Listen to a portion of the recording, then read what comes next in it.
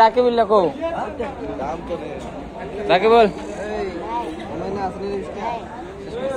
আমি দিয়া দিছি সব রাকিবুল তুই ভিডিও দেখ ভিডিও করতেছি ভিডিও দেখ দেখ ব্লগটা যাইব তো ইন্টারনেটে যাইব ব্লগটা দিয়ে আমার ধর